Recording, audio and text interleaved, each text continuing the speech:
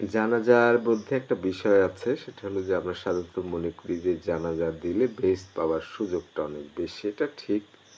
কিন্তু জানাজায় কিন্তু ওরকম কিছু দোয়া থাকে না। যেটা ৩য় রাকাতে আমরা পড়ি সেটার বাংলা হচ্ছে, হে আল্লাহ, আমাদের জীবিত ও মৃত, উপস্থিত ও অনুপস্থিত, ছোট ও বড় এবং পুরুষ ও নারীদের ক্ষমা করে দিন। তার মানে যে ব্যক্তির জন্য জানাজা হচ্ছে তার ক্ষমা কিন্তু চাওয়া হচ্ছে না, সবার জন্য। সেজন্যই কিন্তু জানাজায় শরিক হওয়াটা নিজের জন্যই ভালো। কেউ যদি জানাজায় শরিক হয় সেক্ষেত্রে সেই নামাজেই বলা হচ্ছে আমাদের জীবিত ও মৃত, উপস্থিত ও অনুপস্থিত। এখানে দেখেন যে যারা জানাজায় নাই তাদের কথাও কিন্তু বলা হচ্ছে, যারা অনুপস্থিত। আবার জীবিত না তাদের কথাও বলা হচ্ছে। তার মানে জীবিত ও মৃত, উপস্থিত ও অনুপস্থিত। আবার বলছে ছোট ও বড়, আবার বলছে পুরুষ ও নারী, সবাইকে তুমি ক্ষমা করে দাও।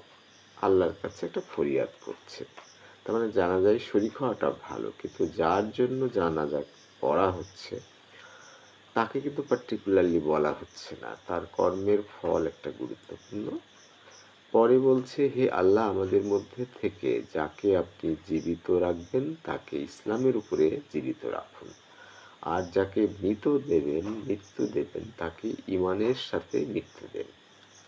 তার মানেই হলো যে বেঁচে থাকলে যেন আমরা ইমান ইসলাম নিয়ে জীবিত থাকি, ইসলামের মধ্যে দিয়ে চলি। আর যদি আল্লাহ তাকে মৃত্যু দেয়, সেই জন্য ইমানের সাথে মৃত্যুবরণ করে। সেজন্য বলা হয় যে তুমি মরো না হে বান্দা, তুমি মরো না যতক্ষণ না তুমি ইমান এনেছো।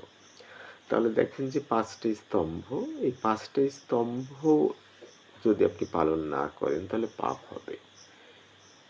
কিন্তু এর ভেতরে আরেকটা পাপ আছে, সেটা হলো ইমানে কিন্তু প্রয়োজনীয় কাজ করতে বলছে, মানুষের ক্ষতি না করতে বলছে, জীবের অনিষ্ট না করতে বলছে। তাহলে আমরা যদি একটু ভিন্নভাবে বলি তাহলে দাঁড়াচ্ছে কি, যে আমাদের 2 ধরনের পাপ। এক ধরনের পাপ হচ্ছে এই 5টার মধ্যে আমার যদি অর্থনৈতিক কারণে যাকাত ফরজ না হয়ে থাকে, হজ যদি ফরজ না হয়ে থাকে, তাহলে ঈমান, নামাজ ও রোজা। তো আমাদের মধ্যে অনেকেই আছে নামাজ পড়ে এবং অধিকাংশ মানুষই রোজা করে রোজার মাসে। আর ঈমানের অংশ হলো যে আপনি অন্যের ক্ষতি করতে পারবেন না। যদি আপনি অন্যের ক্ষতি করেন, আল্লাহ ক্ষমা করে দিতে পারেন, সর্বময় ক্ষমতার অধিকারী।